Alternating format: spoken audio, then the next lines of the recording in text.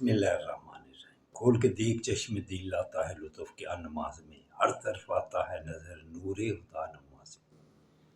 اٹھو مسلمانوں اپنے مقدر جگا لو، نماز ادا کر کے اپنے اللہ کو منا لو۔ میرے دوستوں، میرے برخداروں، آقا صلی اللہ علیہ وسلم نے ارشاد فرمایا کہ جب مسجد میں جاؤ وضو گھر سے کر کے جاؤ۔ یہ سنت ہے آقا صلی اللہ علیہ وسلم۔ آپ صلی اللہ علیہ وسلم گھر سے وضو کر کے معمول تھا، صحابہ کے بھی معمول تھا کہ وہ گھر سے وضو کر کے جاتے تھے اور سنتیں بھی گھر میں پڑھتے۔ فرض جماعت کے ساتھ مسجد میں، تو سنتیں اور وضو گھر سے کر کے جانا یہ ثواب زیادہ ملتا ہے۔ تو آقا صلی اللہ علیہ وسلم نے ارشاد فرمایا جو قیامت نزدیک میں میری ایک سنت پر عمل کرے گا 100 شہید کا ثواب ملے گا۔ تو میرے دوستوں، میرے برخداروں، 100 شہید کا ثواب لینا تھے، ان سنتوں کو زندہ کرو۔ تو تکبیر اولیٰ کے ساتھ بھی نماز پڑھنا، 40 دن تکبیر اولیٰ کے ساتھ نماز پڑھے تو جنت کی گارنٹی مل جاتی ہے آقا صلی اللہ علیہ وسلم سے۔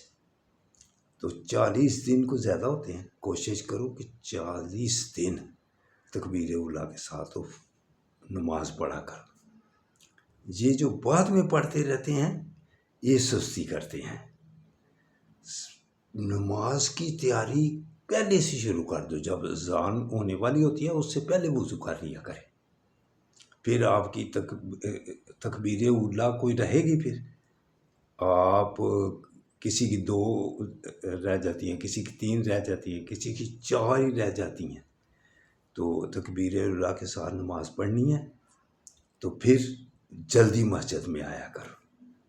تو جنہوں نے سنتے گھر جا کے پڑھنی ہے ان کے لیے پھر پریشانی ہوتی ہے کہ آپ نماز 4 رکعتیں بعد میں آ کے پڑھتے ہیں، وہ کیسے اس سنت پر عمل کریں۔